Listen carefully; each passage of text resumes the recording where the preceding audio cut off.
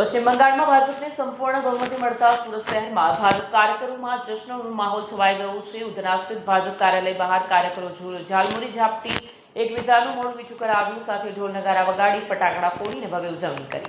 પશ્ચિમ બંગાળમાં ભાજપને બહુમતી મળતા સુરત શહેરમાં ખાસ કરીને ઉધના વિસ્તારમાં આવેલ ભાજપ કાર્યાલય ખાતે જબરજસ્ત ઉજવણી જોવા મળી। કાર્યકરોએ એકબીજાને મીઠાઈ અને ઝાલમુરી ઝાપટીને મોઢું મીઠું કરાવ્યું। ઢોલ નગારાના તાલમાં કાર્યકરોએ જશ્ની ગીતો ગાઈને આનંદ વ્યક્ત કર્યો। જય શ્રી રામ અને મોદી મોદીના નારા સાથે આખું કાર્યાલય ગુંજી ઉઠ્યું। કાર્યકરોએ પશ્ચિમ બંગાળના આ ઐતિહાસિક વિજયને રાષ્ટ્રીય રાજનીતિમાં નોંધપાત્ર બદલાવ ગણાવ્યો। ભાજપના સ્થાનિક નેતાઓએ પણ કાર્યકરોને અભિનંદન પાઠવીને સફળતાને પાર્ટીની વધતી જતી પકડનું પ્રતીક ઠરાવ્યું। ઉજવણીના અંતે ફટાકડા ફોડીને વાતાવરણમાં ઉત્સાહ વધાર્યો। બંગાળના ભવ્ય વિજય માટે હું એવું ચોક્કસ કહીશ કે આજે હિન્દુ સંસ્કૃતિનો ઉદય થયો છે।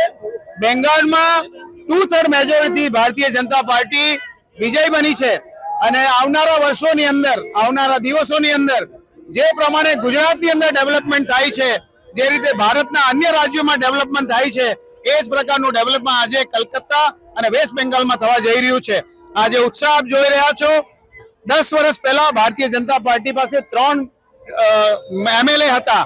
આજે આપ જોઈ શકો છો કે 2/3 મેજોરિટી સાથે 200 જણાની આસપાસ આ આંકડો જવા થઈ રહ્યો છે। હજુ કાઉન્ટિંગ ચાલુ છે, પણ 2/3 મેજોરિટી જીતનાર ભારતીય જનતા પાર્ટીને આ તબક્કે બધા કાર્યકર્તાઓ અને વેસ્ટ બંગાળના લોકો જે આપ જોઈ શકો છો અહીંયા મોટી સંખ્યામાં ઉપસ્થિત છે, એ પણ અભિનંદન આપી રહ્યા છે।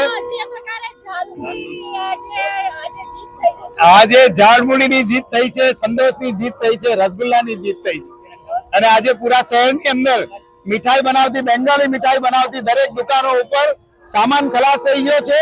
સુરત શહેરના લોકો આજે ઝાડમુડી અને રસગુલ્લા અને સંદેશ તરફ મોટી સંખ્યામાં આગળ વધી રહ્યા છે।